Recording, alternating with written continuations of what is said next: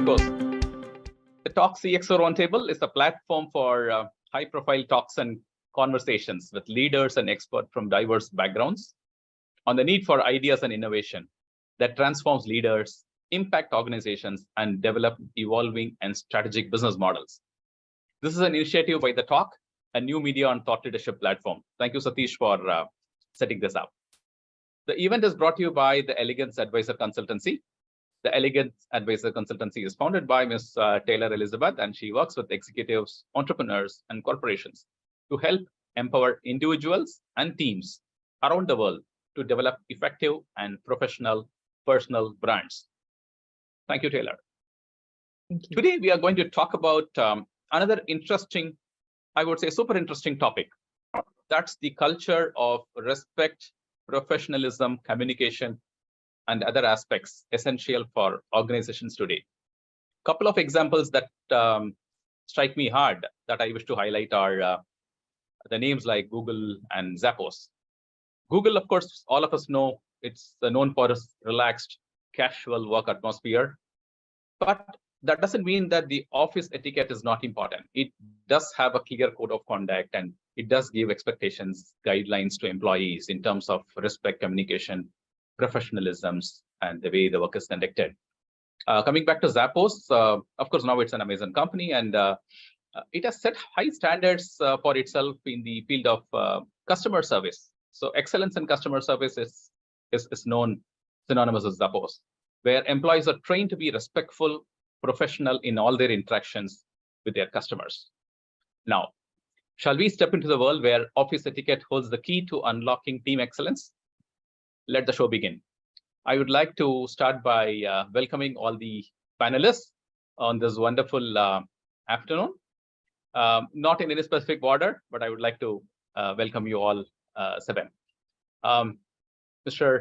Dr. Jagmohan Rishi, Vice President, Global Head, L&D, Coaching and Digital Customer Experiences, Wockhardt Limited. Welcome, Jagmohan Rishi.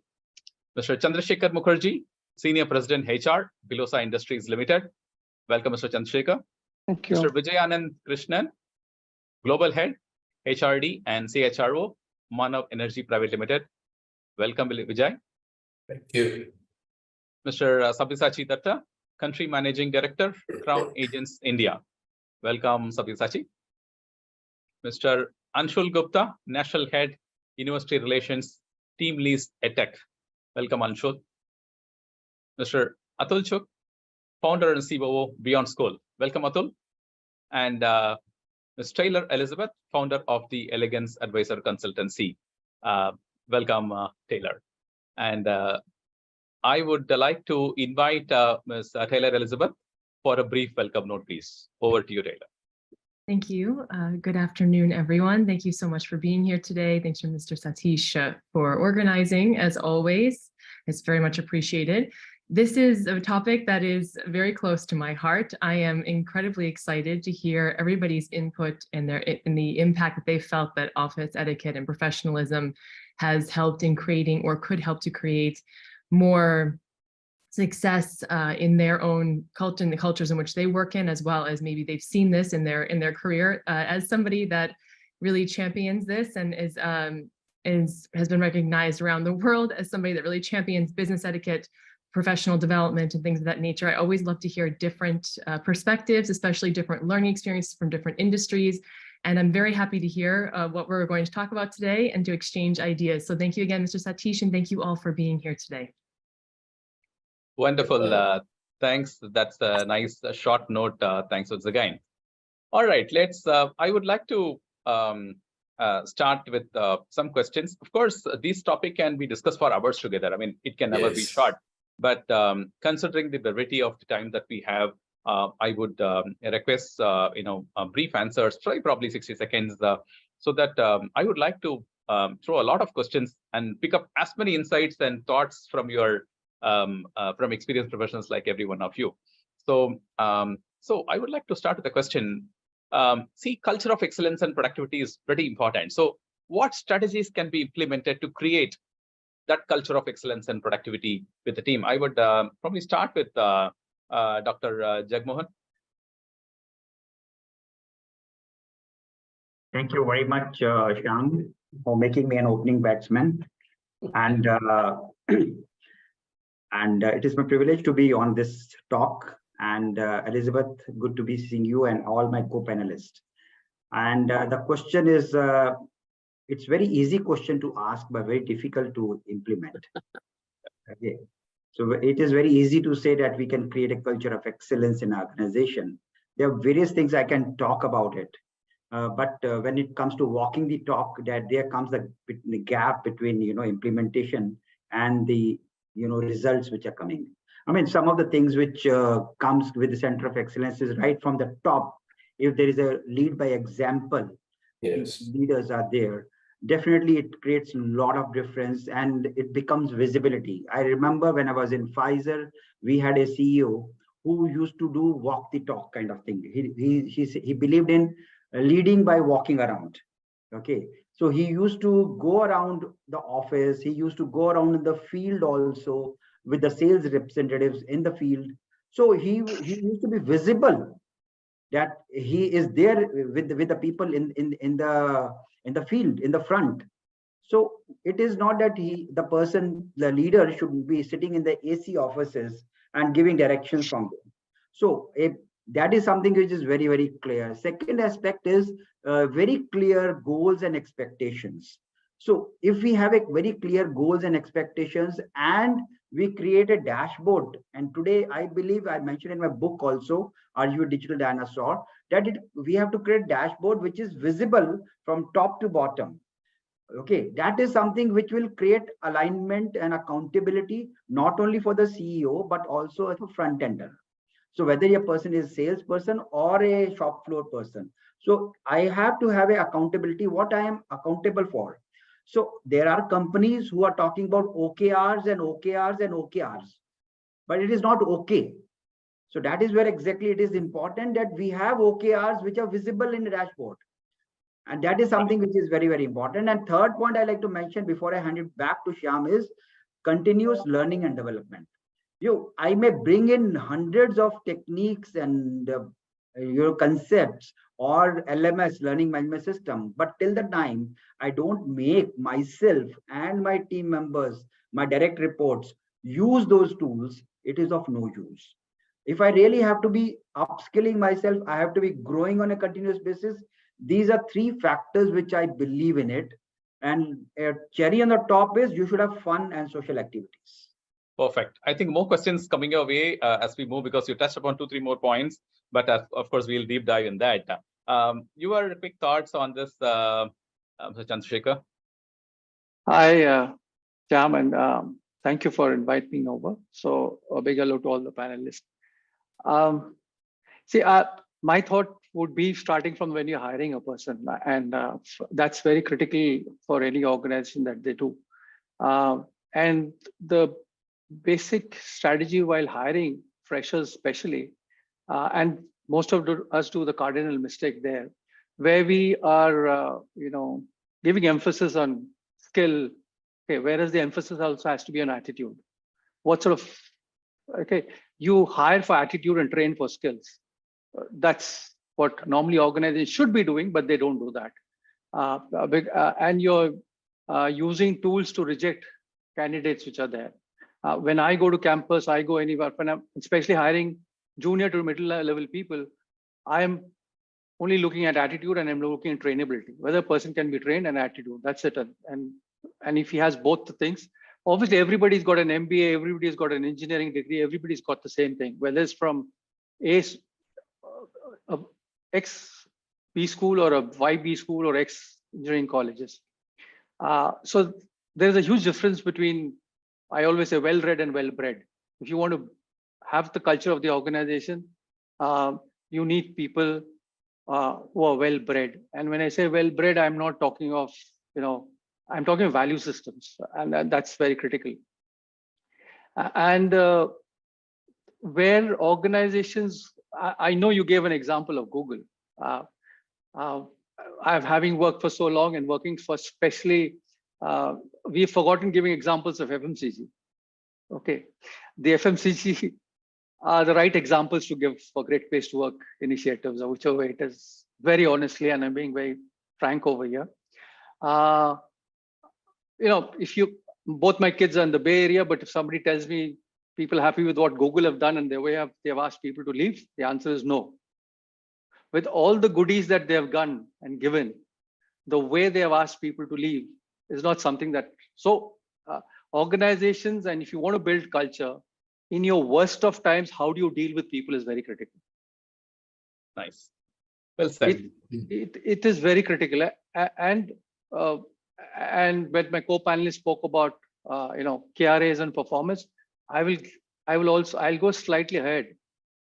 To build culture and to sustain culture, what you've achieved vis-a-vis how you've achieved.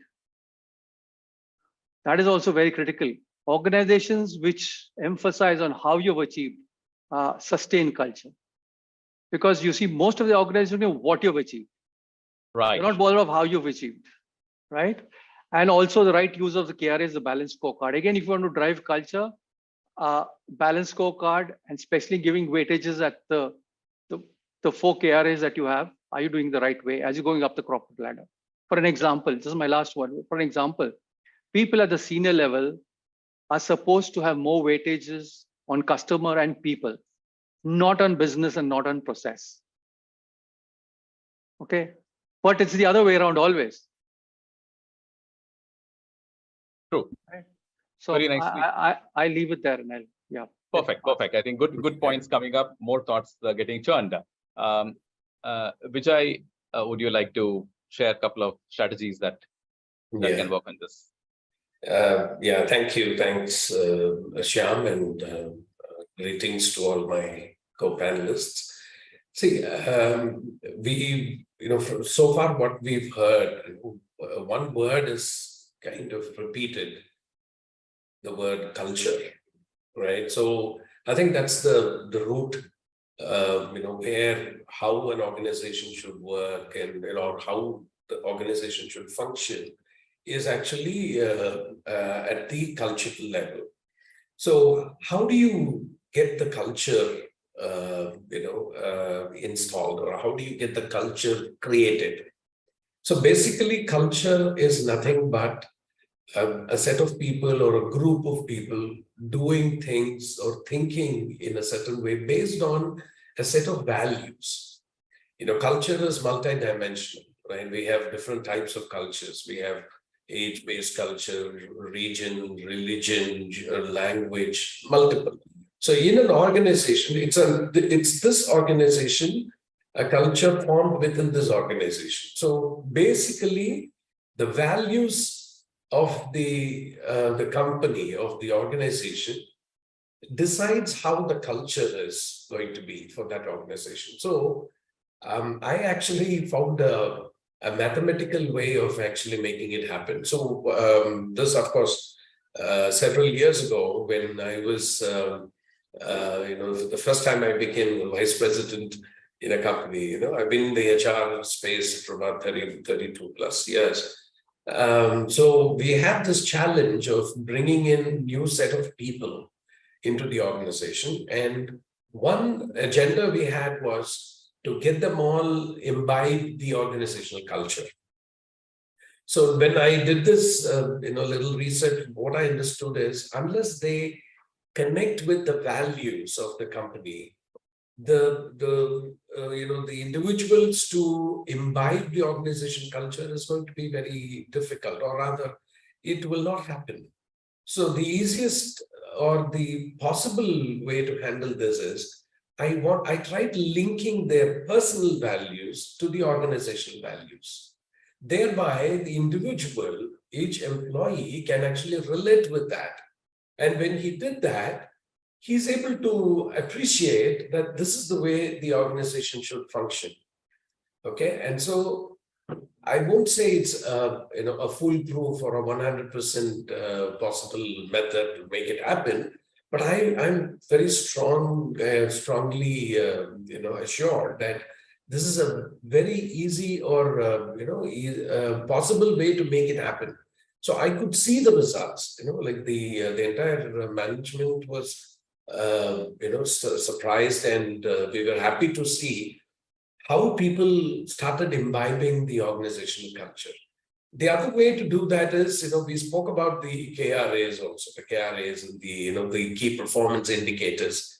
So in the performance appraisal, template, I included the company values. The imbibing of the value system is also one portion of the performance appraisal template.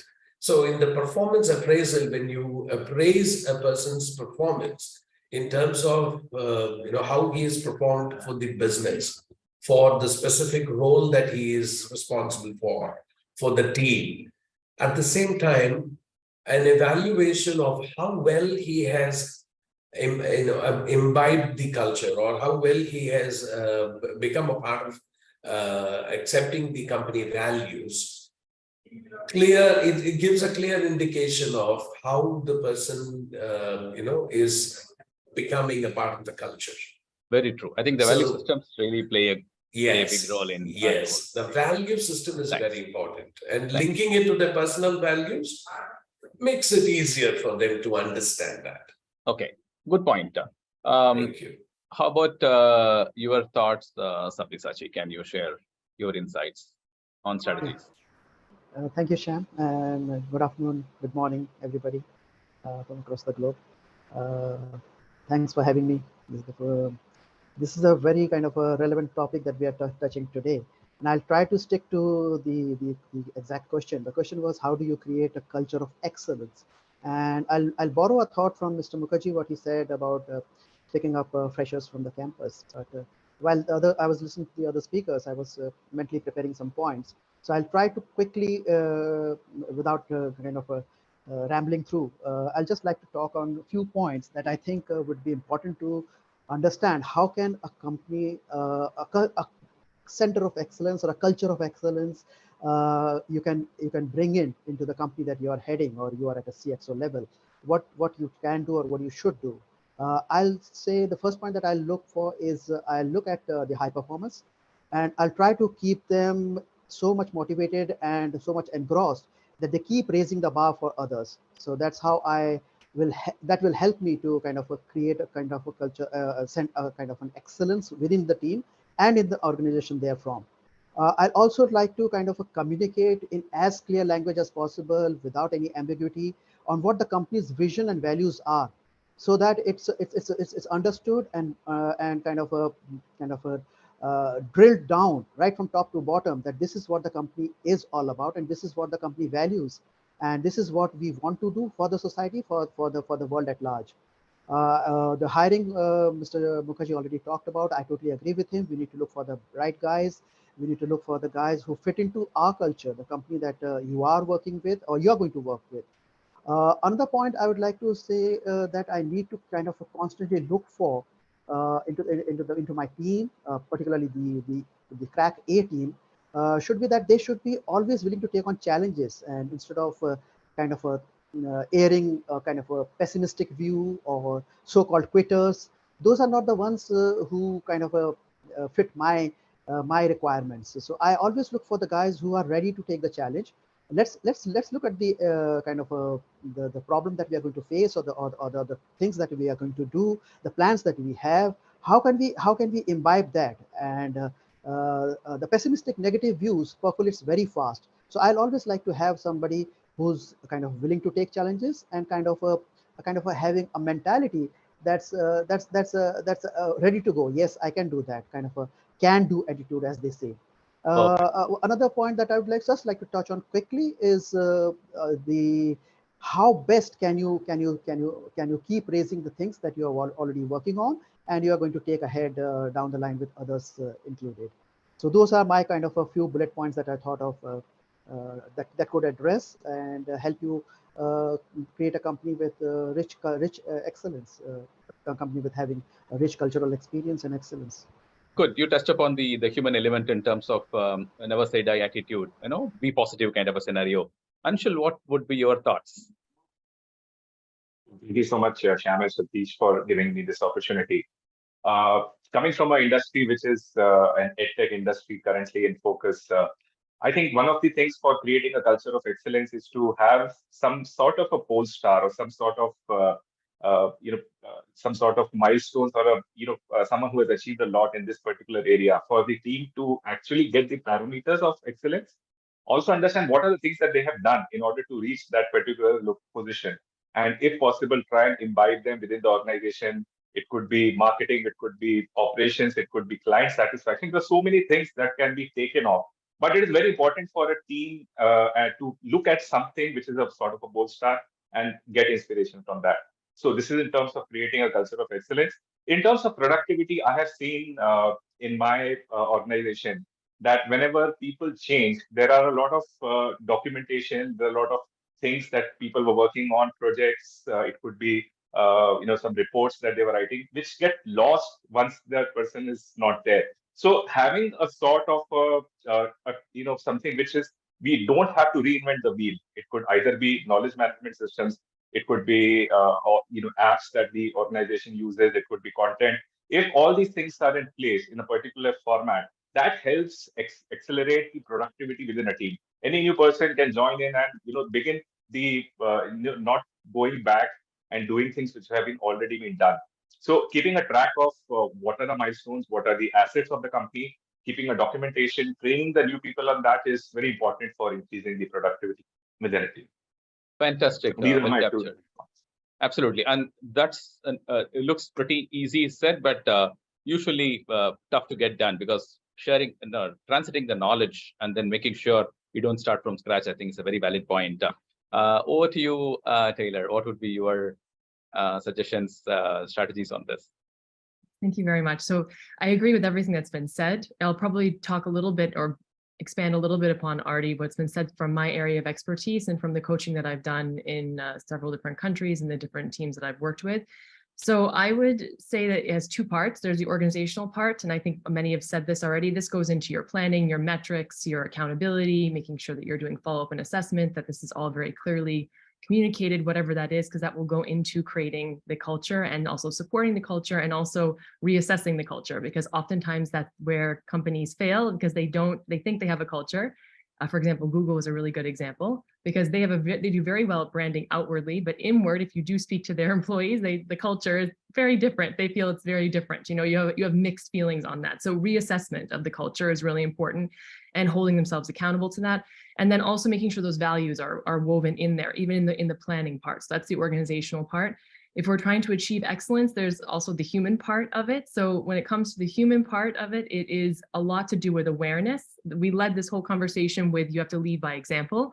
All leadership positions need to lead by example, from top to even in operational, even people that are not necessarily doing the business of the organization, but they may be running the operational day-to-day parts of keeping even the building open. Whoever is involved in this corporation, whoever is leading, needs to lead by example. And if they've been created a good organizational structure, everything is well communicated, they're aware, it keeps them getting reassessed and evaluated, and then they feel actually on board with it. And coming into that is some kind of awareness. So as leaders, and this is often what I coach. So I very heavily coach mindset. I very heavily coach emotional intelligence, mindset, as part of professionalism, as elevating yourself in a professional environment.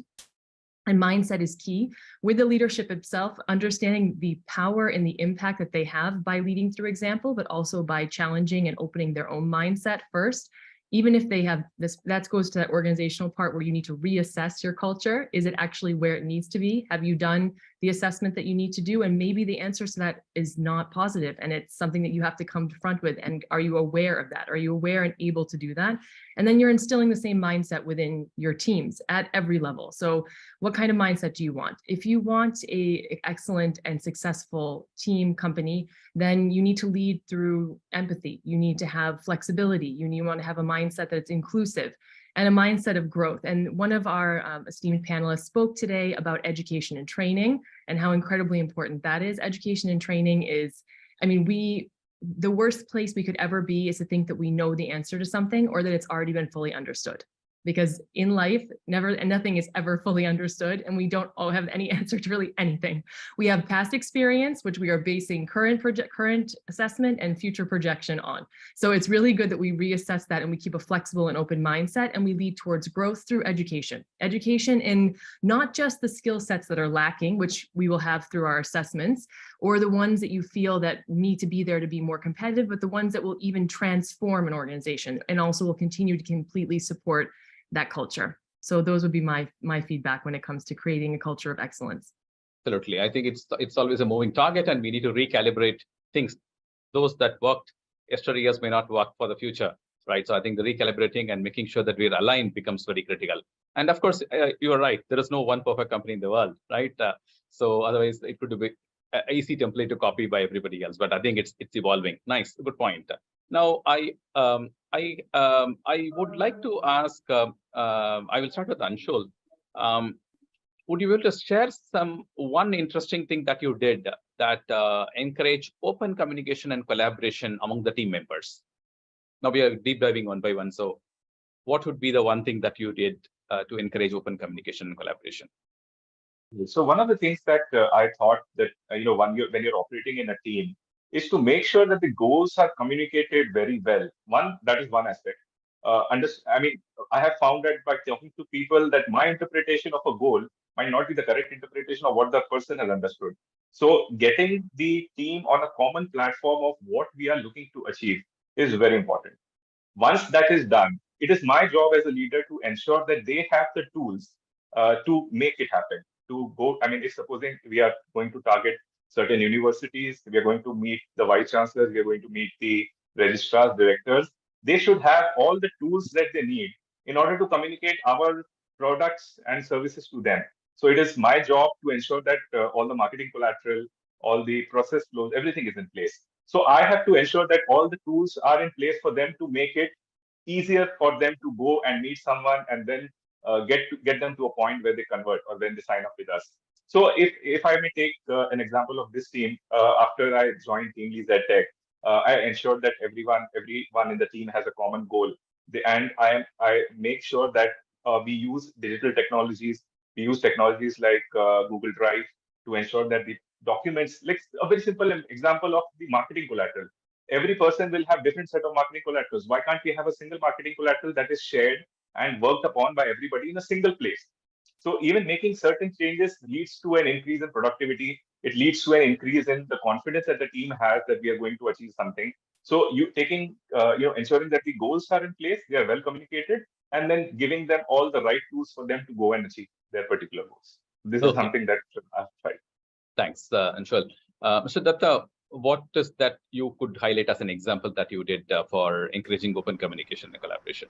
Yeah, that's a kind of a very close to my heart. I strongly believe in a kind of a absolute open door policy. Now, what does that mean? That means both metaphorically and literally having my doors open. So I'm open to all the views from anywhere, from my immediate subordinates, from my immediate reportees, to anybody who thinks like wants to talk to me, have a word with me. So that's the kind of open door policy I strongly believe in, and it percolates from my supervisors from UK, that we normally have once in a month kind of a town hall where anybody and everybody can ask CEO by first name and kind of get a clarification on strategies, on thoughts, something that's going good, something that's we think that's where we are erring, we are making mistake, or we are not, we are getting digressing from our strategy, from our vision. So that's the kind of a culture that we have in this organization. I strongly encourage my team members to come up with ideas. Don't hesitate. Don't dither. If you have anything in your mind, just come up and spell it out. So I welcome all of them, and we kind of rationalize, thrash them out. Something to stay, something to filter them out. That's the way we kind of welcome feedback, ideas, suggestions, where we are going wrong, how do we tackle problems. Every day we come across hundreds of problems. Maybe all of them could not be best solved by me as the head of the company. There could be many ideas that I might be overlooking, or something that I might be missing. So I always welcome and try to kind of air the views and kind of talk about freely. I always prefer to be a little brief when I talk, and prefer to listen more That may be because I'm a little bit kind of an introvertish by nature. So maybe that comes quite natural to me. So these are the ways I welcome a kind of a very open communication with my immediate reportees, with my immediate CXO panel that we have, and maybe down the line, say to the branch office, to the field staff, to my colleagues across the world. So that's the way we converse, and we kind of arrive at a conclusion and look for solutions. Thanks, sir. And Ms. Taylor, would you be able to share an interesting tactic that you suggest?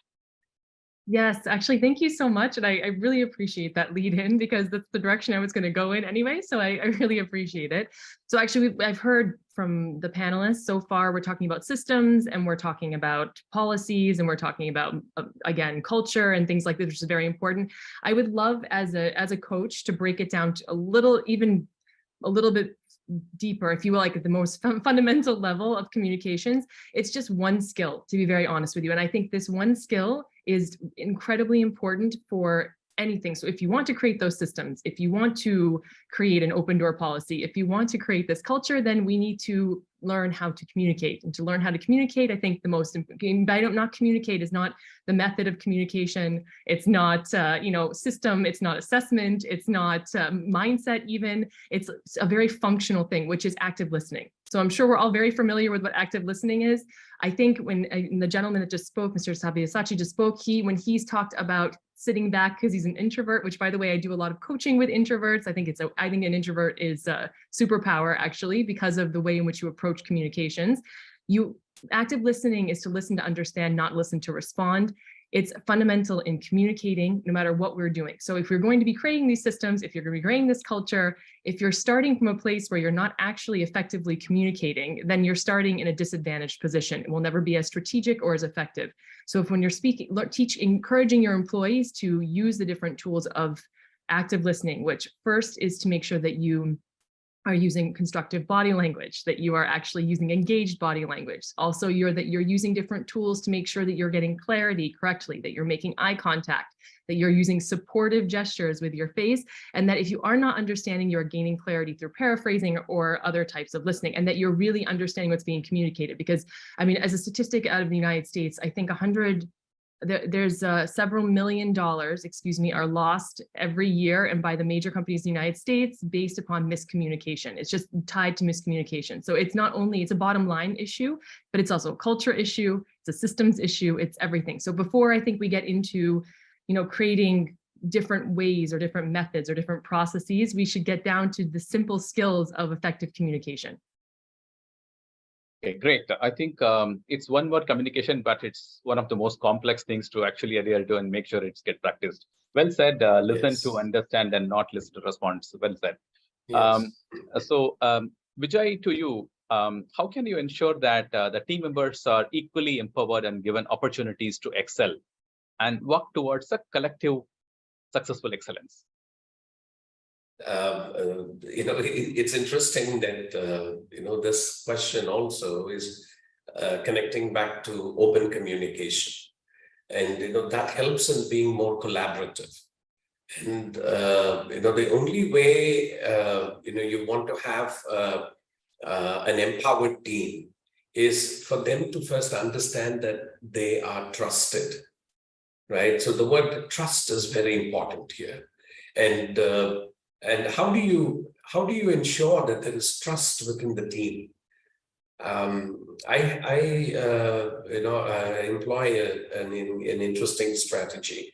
So I always tell my people that there are each one of us, every individual has these 3 Ps. Okay, I call it the professional, personal, and private space. Right, the 3 space of 3 Ps. And one of the important thing every people manager should know is about the professional and personal space of all his team members. Of course, the private space, we all have our private spaces, and that is private. So the first two Ps are very important. And when you learn to respect that, and as a people manager, you have to know about the personal and professional space of all your team members, then the relationship becomes more convenient, more easier. And that results in, giving the trust. So once you form the trust and, then you also let them understand. This also gives you an upper hand in assessing the strengths of the individual. And thereby you can understand what is the level of responsibility every individual in your team can take.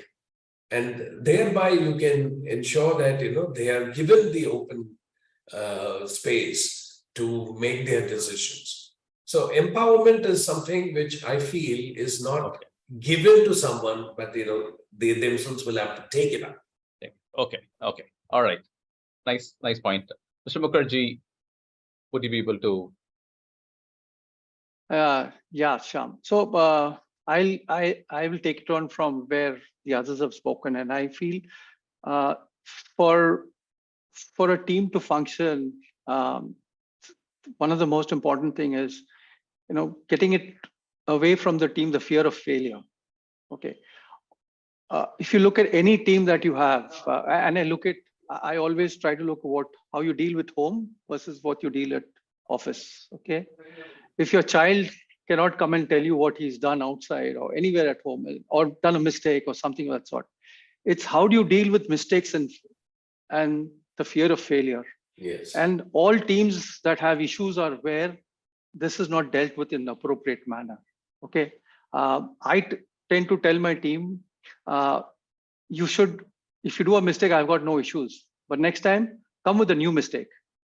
And why I say that is because if you're doing a new mistake, you're learning. Okay, repeating a mistake is not the thing. So that is something which is very critical, and that's critical whether the last two questions that you asked.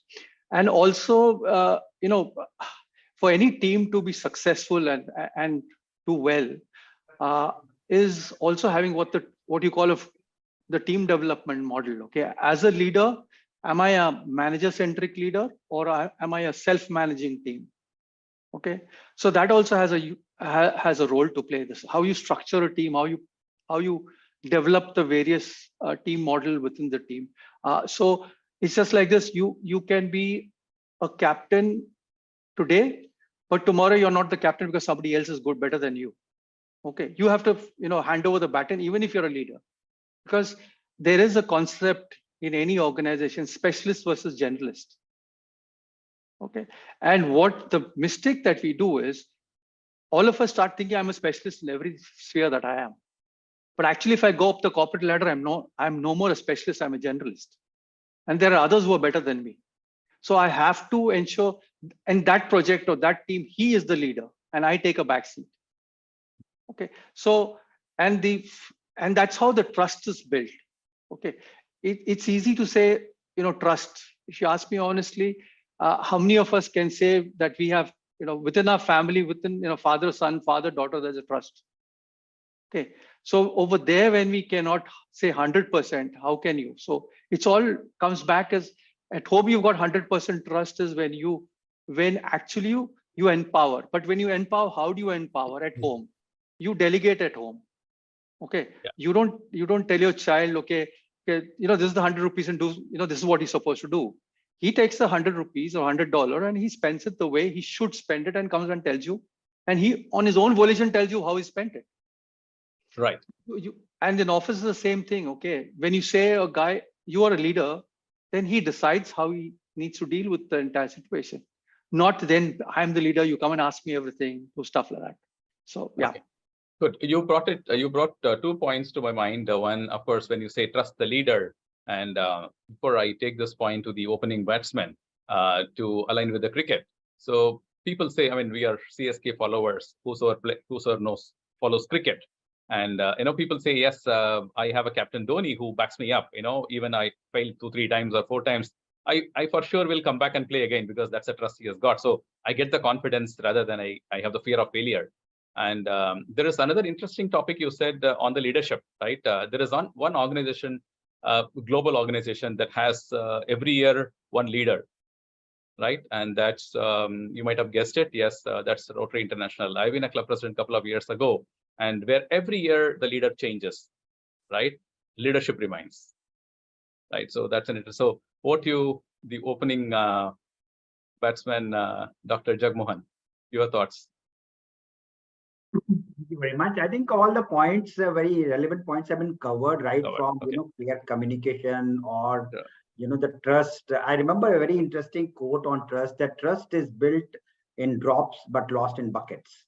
Absolutely. So that is exactly what happens. It is very easy for me to say that I need to build trust and other aspects. I think all the points have been covered very nicely, open door policy and how I ensure team success.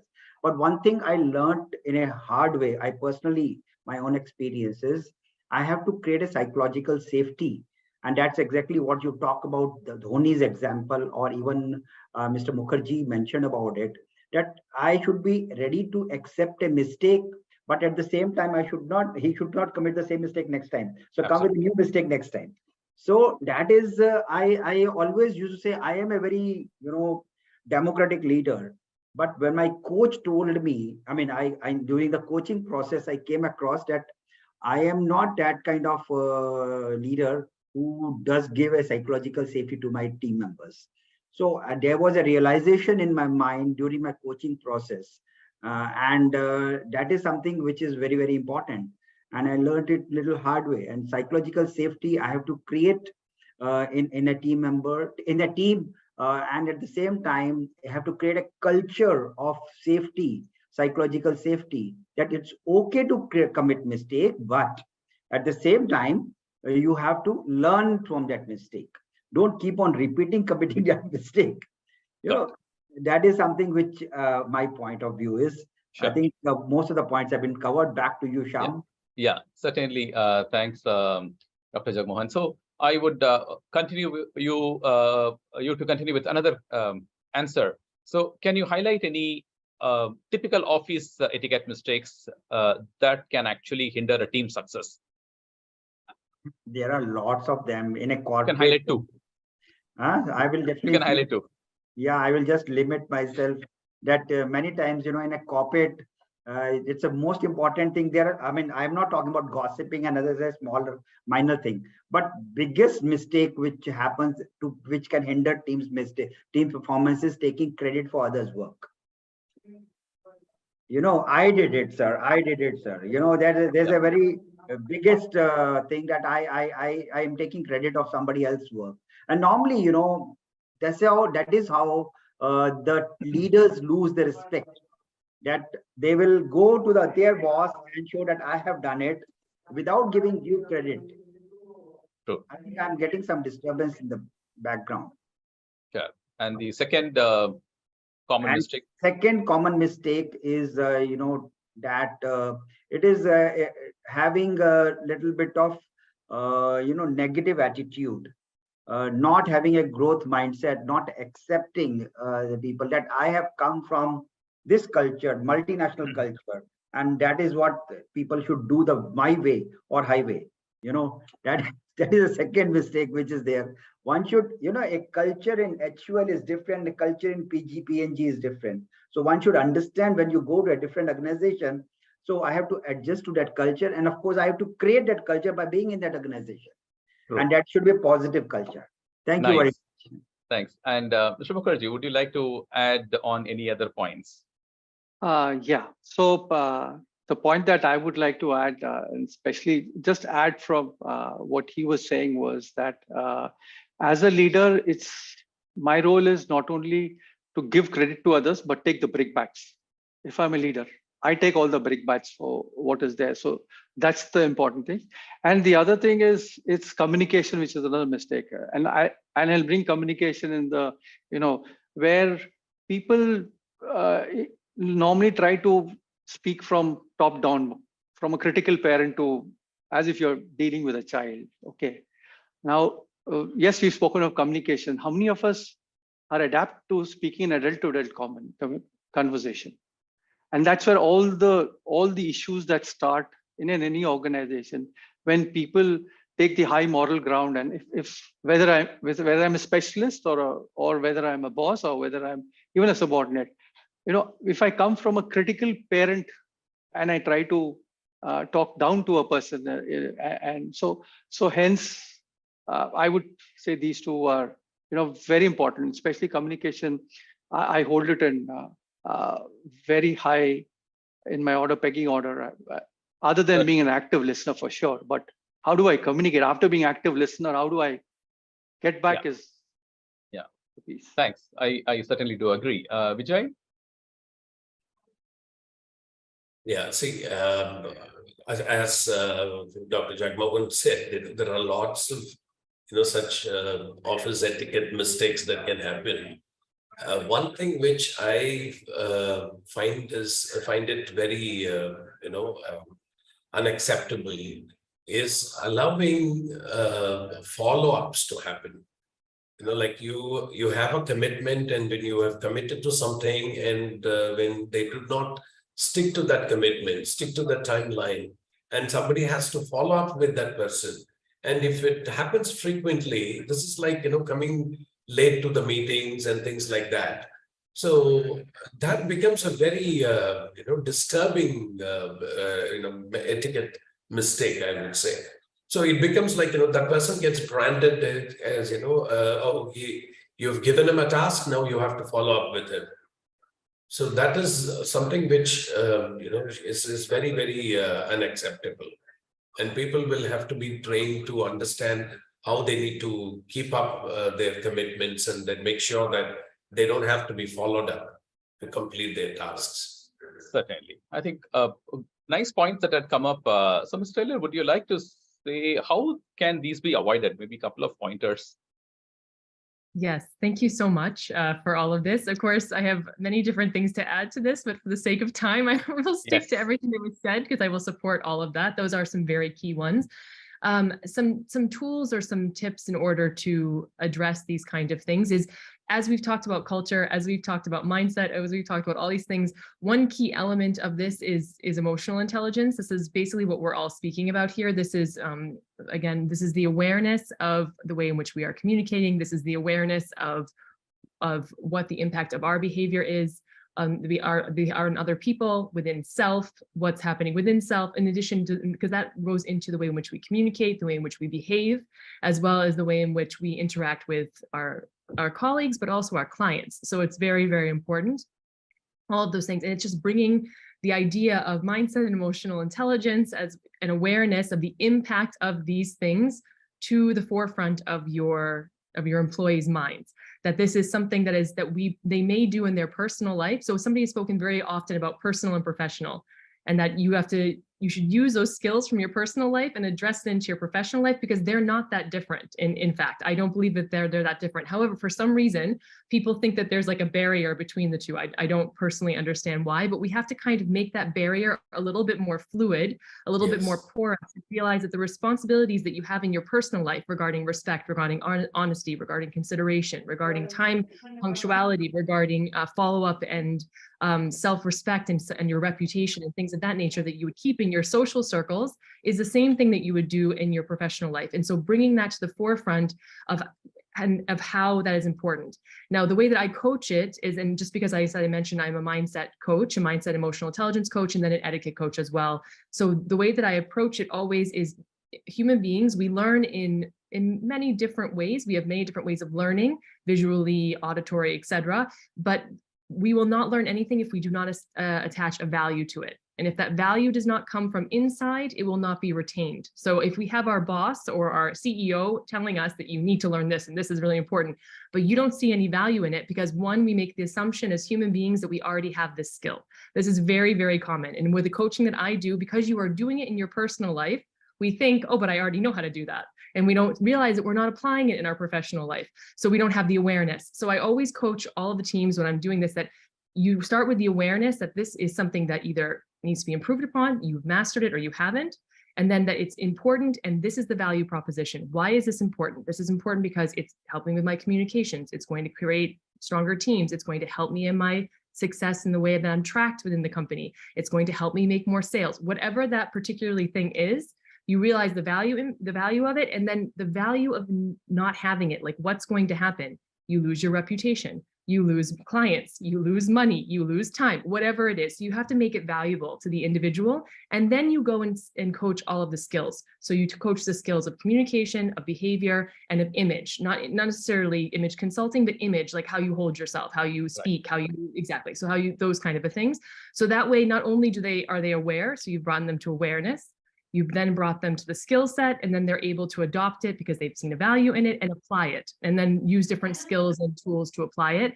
It's incredibly important to have it in that order. And it really starts with, if you're including different trainings in your company, we get a lot of different trainings for different things, for skill sets, for, I mean, even basic, very basic things, but these kind of skills are applicable no matter what the industry is, no matter what area of the industry it is, and it will increase and help each company in each area to improve. So it's really, really important. Etiquette is, because it's a relationship between people, and that's at the basis of every company, and the success of every company is how well those relationships work or break down. Absolutely, spot on. Thanks. Very interesting. I mean, quite a number of points, but I think if this is followed, then I think we have solutions to most of the problems. Anshul, of course, we know training and development is very important in supporting a team success, but how can executives prioritize this investment? So you're right that training and development is very critical for a team and individuals to grow in the company, take up new challenges, also identify the areas in which they need to develop. One of the things that I think many companies should consider is that instead of thinking of training and development as a single individual thing, they should have 2 or 3 individuals or 4 individuals who are a part of the team to see what are the parameters that need to be worked on for those individuals to be successful. And having all those 4 individuals take up that program, chat among themselves, find what is the kind of progress that they're making, instead of making it an individual sort of a training program. I think that will help elevate the team. That will also help elevate them to pursue a common goal. And if these performance metrics or if these training metrics are decided beforehand, that will lead to a more effective training. What happens right now is that we go the other way around. Many companies have a hammer and they find a nail where they need to use that particular hammer. So instead of that way, we should probably go to the individual or the team, find out the set of challenges, find out the set of goals that they need to achieve, get an understanding and an estimate of the current goals, and find the correct training program, identify the training areas where those particular deficiencies can be overcome. So I thought making it rather than an individual effort, more of a team effort will rather give good outcomes in training. Certainly. And Shraddha?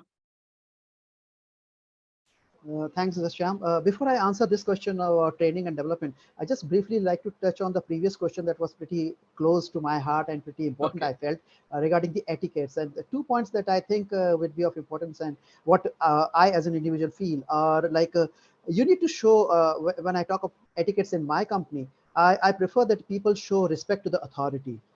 You can have disagreement or kind of a dissent when we are talking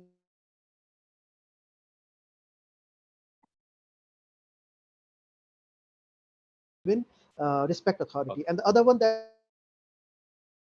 upon, and I also strongly believe in, and that's a subject on which I have written some time ago a pretty lengthy note on, is to close the loops. I always tell my company, my people around me in my organization, whether they are front facing or at the back end, is never to leave loops open. So if you are doing something, if it is yes, tell it bluntly, it is yes. Even if it is no, there's no harm in saying that sorry, we are not going with you, or sorry, you are not the preferred candidate that we are going ahead, rather than leaving the loops open. So those are the 2 etiquettes that I strongly believe in. My company follows too. Now coming to this question about the training and development, I'll start with a quote from Sir Richard Branson, wherein he said, train people well enough so they can leave, but treat them so well that they don't want to. So this stays with you, they don't want to.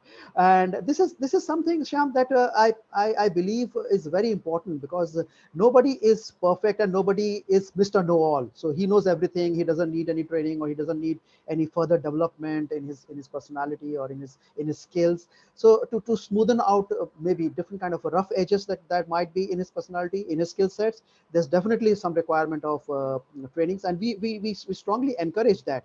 Be it a CXO person or be it a new fresher who's joined us, we have rigorous training modules in-house, as well as we engage external consultant partners to give us or impart those kind of trainings that's specific to my industry, to my business. So those kind of modules we follow very rigorously, and it's a continuous process. If you think that you know all, you have mastered everything, then that's the end of your growth, and growth is a constant phenomenon that we strongly believe in. And that goes without saying. Training and development is an integral part of my company, and I strongly support and believe in that. Okay, thanks. Dr. Jagmohan, so can you throw some light on how can you promote a positive and inclusive team culture? Maybe just one point. I think I have to, if I have to create a positive and inclusive culture, most important thing is I have to respect the diversity, most importantly. And because today in this world, one point I will focus is respect the diversity, and then only I can have inclusivity. At the same time, I welcome others' point of view in the diverse manner. And if I am showing that kind of openness, that will create a culture of inclusivity and, of course, diverse culture kind of thing. Perfect. Super. Very nicely, briefly put. Mr. Mukherjee, your one point. My one point would be trust. Trust is one of the most important aspects of it, and especially I would add to which Mr. Vijayananda was saying, and the trust you build with an employee is when you understand his personal space, because that's where the critical, where you can then have your, do very well, work well. Because if an employee is open and comes and tells you, for example, his wife is unwell, or daughter's unwell, or son is unwell, or mother's a problem, okay? And then if he's coming, an hour late or goes early late or does whatever, you understand it. And you have to have the trust. He should have the trust to come and tell you that. And if he feels that he should not tell to any other team member, then you should then manage that. The difficult aspect of the leader, then managing other team members will come and tell you, why is he going early? You're not. So I will, and finally I'll tell, which I would like to say is, we need to run an organization which has policies based on principles. Okay, you have to run an organization based on principles. Policy is a framework, but if I hang on to the policy, then you can't build that, team and trust and things of that sort. Yeah, that's can't agree more, because policies are only guidelines, right? Yes, Vijay. I would just like to add a point here. In fact, like I mentioned about, the 3P spaces, personal, professional, and private.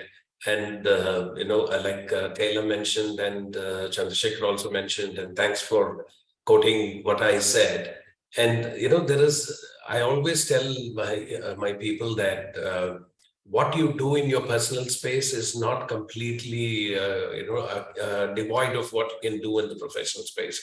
Because even when you're watching a movie, when you're in a cinema hall, you still are an employee of the organization. Or when you're on a party, or when you're going to the zoo, or wherever you are, you still are an employee here. And even in your holidays and weekends, that thought, I think every employee should have in their minds. And they should be cautious about what they do in their private space as well. Because especially in today's technological advancement and all that, how it can impact the individual. And having said that, we're talking about this, inclusive environment that is possible when we can bring the teams together. Interactive team activities are very important for that. Okay. So one thing what we do in my organization is where we do a lot of, we do something called chat with colleague. So we bring two individuals from two different teams and put them together, where they have to spend about 30 minutes talking about everything that they can talk about. So what happens is the individuals, they understand what's happening in that team and also about that individual, both his personal space as well as the professional space. So this brings in a lot of, inclusive environment within the organization. Okay, very interesting point. Good to note. Thank you. And we touched upon this topic that how do you measure and what do you measure and things like that. So dwelling onto that point, so that question to you is, what would be the indicators for a team success? How do you measure? Sorry, I was on mute. Yeah, team success is something that's pretty normal. You constantly need to kind of keep checking where are you, how far have you traveled, where are you going, and how much distance is left, so to say. We have this annual performance review, which is quite normal, the appraisals, the quarterly appraisals. So that's what I'm trying to kind of use, and I use quite often. I prefer to be more on empirical side rather than on subjective side. So I maybe I might be having my own personal bias. I might be liked, disliked by many. So might be that I might have a preference for a particular colleague of mine. But when I'm talking, when I'm engaging, and when I'm judging a team's success, or how much have they achieved quarter by quarter, every quarter, so to say, I use the dashboard, and the performance metrics are there in front of me, and we sit together. There's nothing to hide, and there's in absolute transparent manner, we judge each parameter. What was expected and how much have you delivered, and where are we right now? And that's how we kind of do a kind of an evaluation. I keep my subjective judgments, colored vision aside, and I go by the empirical data. That's how I evaluate, and that's what I have been following since almost the day I have been heading these companies for. Okay, so numbers and dashboards, in short. So Anshul, do you do the same, or you have a different way of measuring the metrics? I think every business would typically have certain ROIs where they would want to measure the key performance metrics. So, and that is true for every business, industry. What is the kind of client that they are, that they are servicing? For example, in my case, student success, student satisfaction is very, very critical. In fact, whatever we are doing is ultimately how we can benefit the student in their long-term goals by giving them, employability.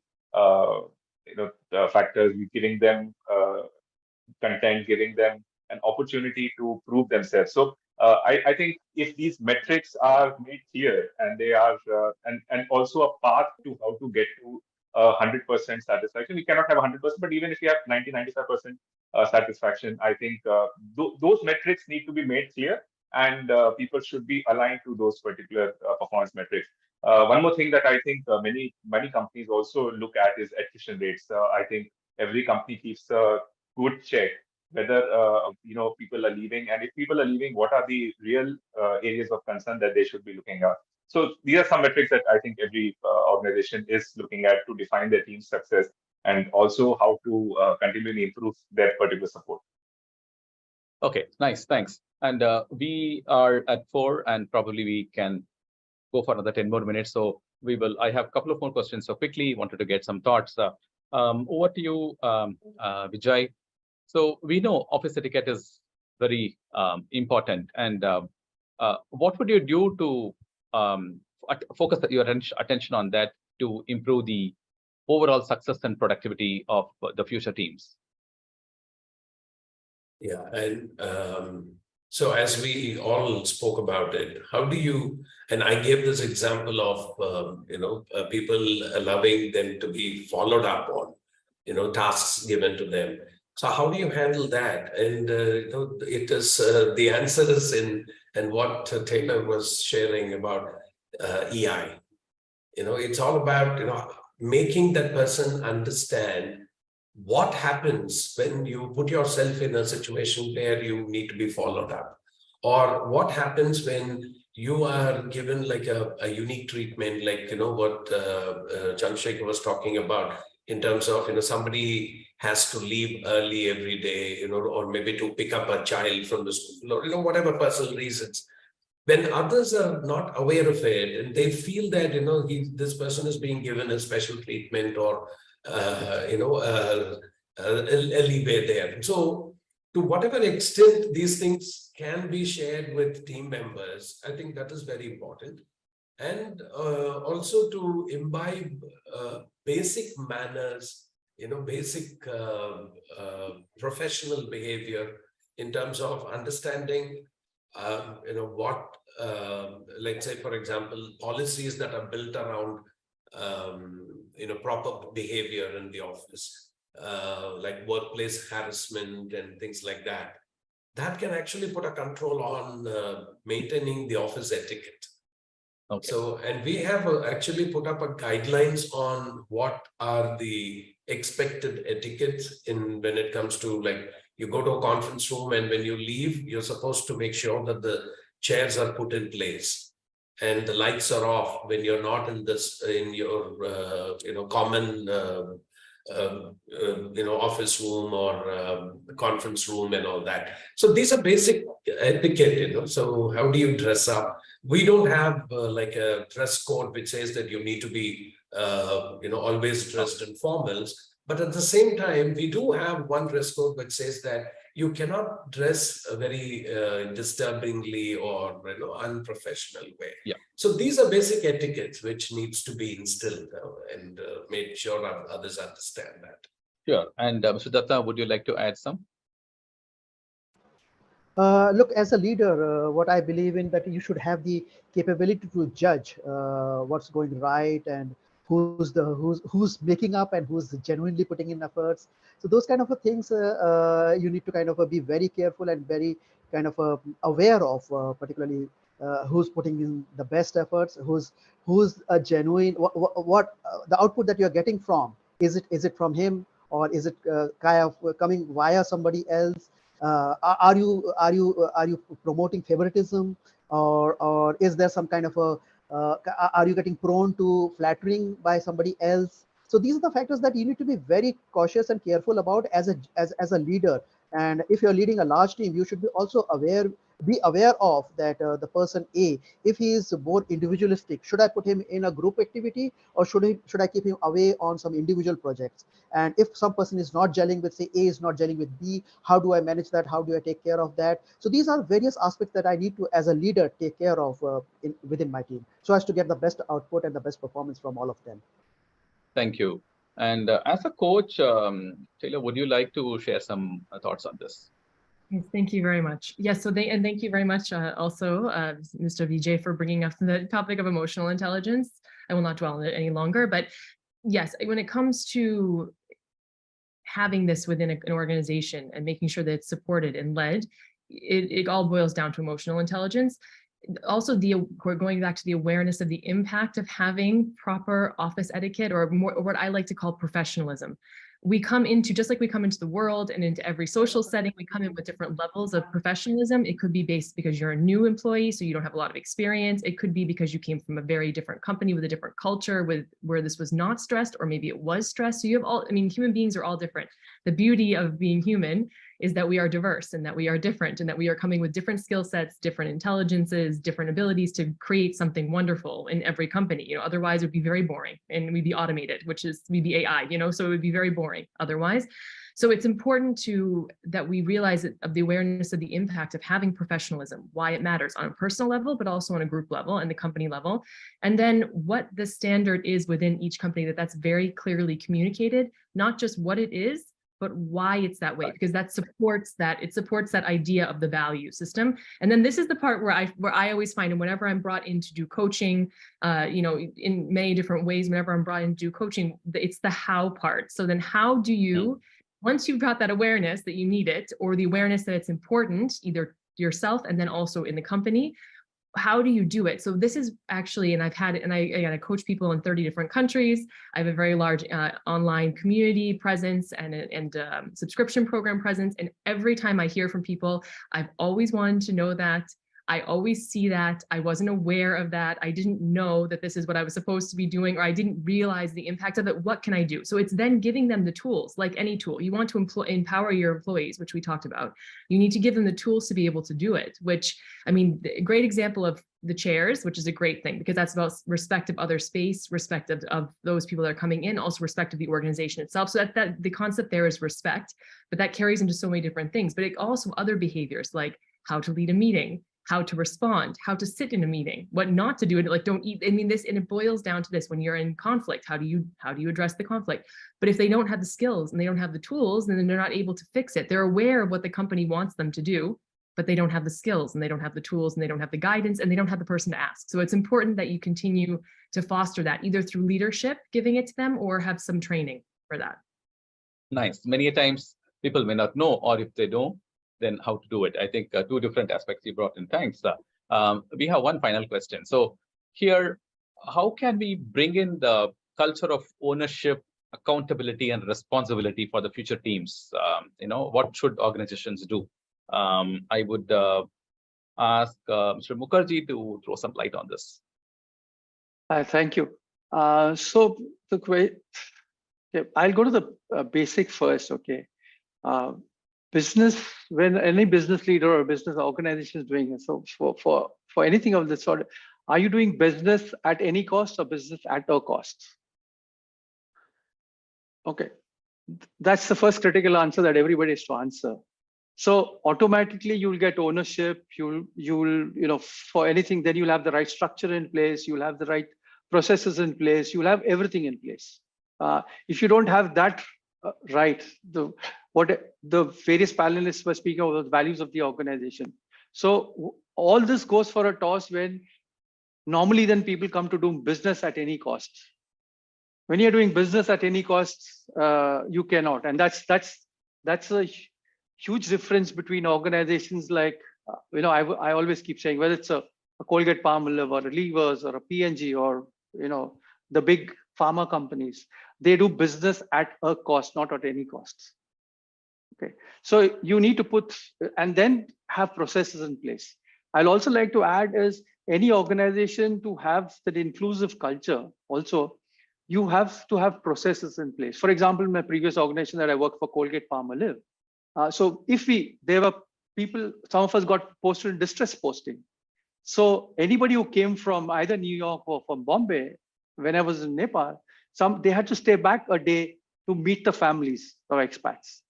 That's compulsory, or take them out for dinner. So you have to have process and processes in place. Okay. Just by saying that, okay, fine, you have to do that, you have to empower the manager and you have to make them. So the organizations that deal with the leaders appropriately. And if you look at all organizations, wherever you've had layoffs, the leaders never lost his job. True. The functional head, the business head doesn't lose his job.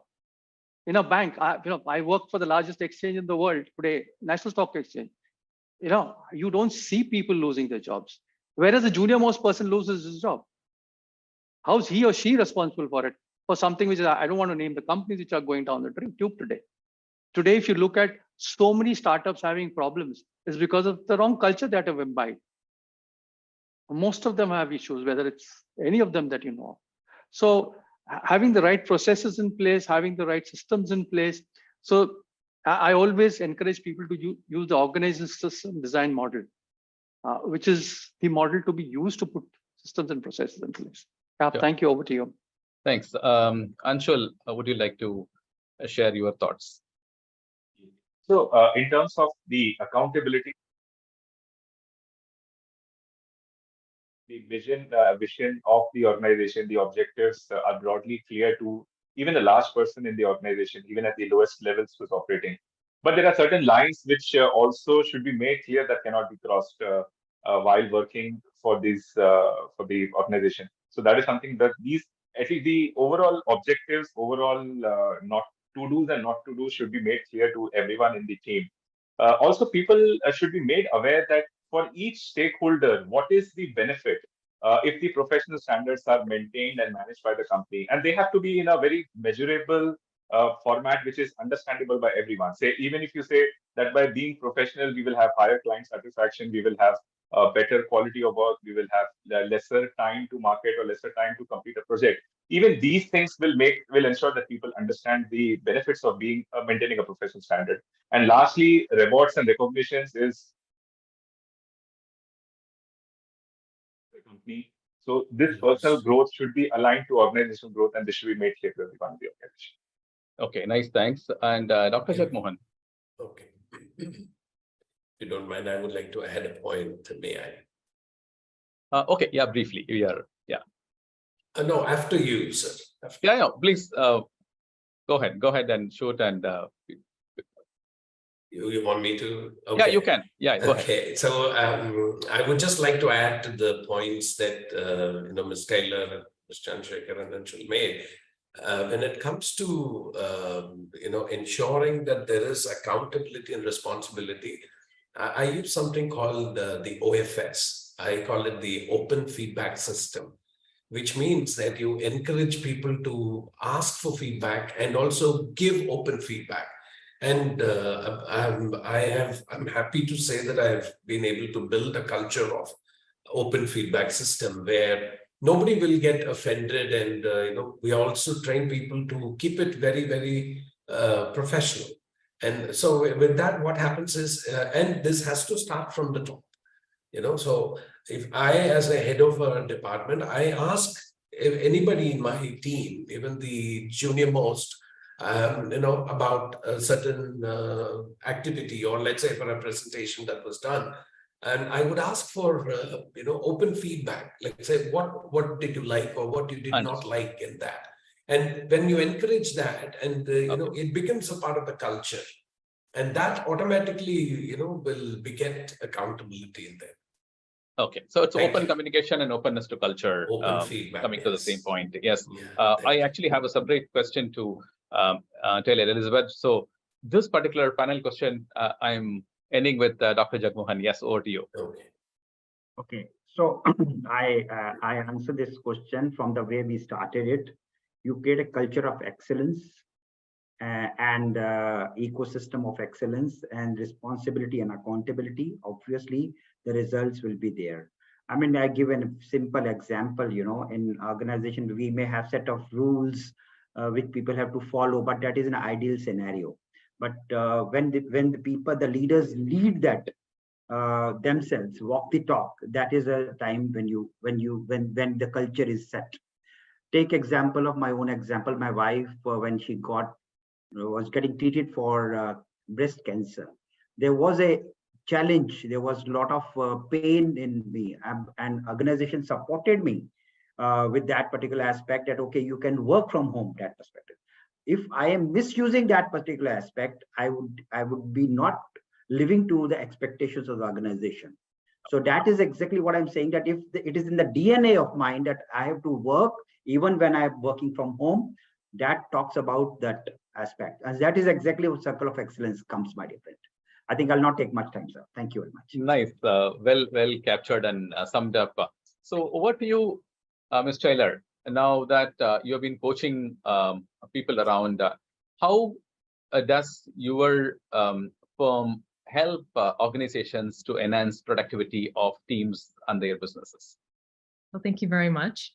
Yes, so not just because I'm a practitioner of this, because my previous career before I opened this consultancy was I did international public relations in 22 different countries. So I worked with people from around the world and different cultures and interacting. So I would just say in general, and I had mentioned before, business is all about human beings, and human beings, there's so much complexity in the human condition and in human nature and in everything else.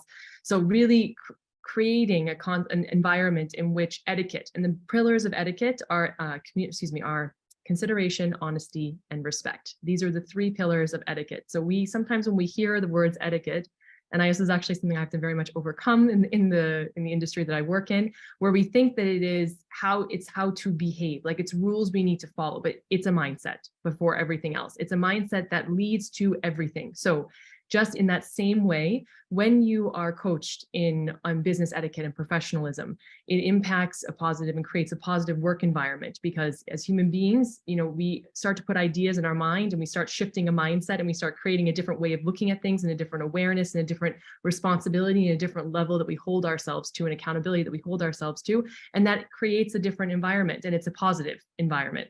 It also helps with teamwork and collaboration, because people are people and we're working with people together. And so by making sure that we are instilling some levels of standards of consideration, honesty, and respect through our behavior, our communications, and our image in those environments, you have better teams, better and more efficient, stronger working teams with better communicating, less bias, more awareness, more diversity, more inclusion, all of those different things. We have a more efficiency. You have more professionalism, both individually professionalism, but also as a company and within your industry, you have more professional. It comes across as more professional because, again, things are working not just smoother, but they're working to a different standard and to a different level and a different awareness, which the awareness part as human beings, I think, is the basis for any relationship that we're building, professional or otherwise. Just having the awareness of self and the awareness of your impact on others and the awareness of others on you as well. It's incredibly important. And the last thing I would say is, obviously you're going to retain more because you have better environment, better teamwork, etc. But I would say with conflict and building relationships, I think a lot of times when we have conflict in situations because we have a misunderstanding, we have a miscommunication, misunderstanding, and we don't have an understanding of what's happening. But if we're more clear about ourselves, our behavior, our image, and our communications, then you have less of those things. And so it really helps create a reduction in miscommunication and helps with conflict resolution as well. Okay, fantastic. So there we come to the end of the session. So as we conclude this session, I think we have discovered the profound impact of office etiquette on team excellence. So quite a lot of points, interesting takeaways, walking the talk, lead by examples, setting up goals, continuous learning. Then we talked about a lot of value systems, and of course, communication playing a very crucial role. And then yes, the growth mindset and positive mindset is absolutely essential for any organization or teams to survive, not alone just scaling up, even to survive. And of course, the knowledge management aspect, and listening, the empathy, and nail in the coffin is, of course, the emotional quotient. I think no longer today we look at just that IQ. It is also the EQ that plays a role. So let's remember that respect, empathy, and professionalism are the pillars that shape the positive work culture. Carry these insights with you and champion office etiquette in your organizations.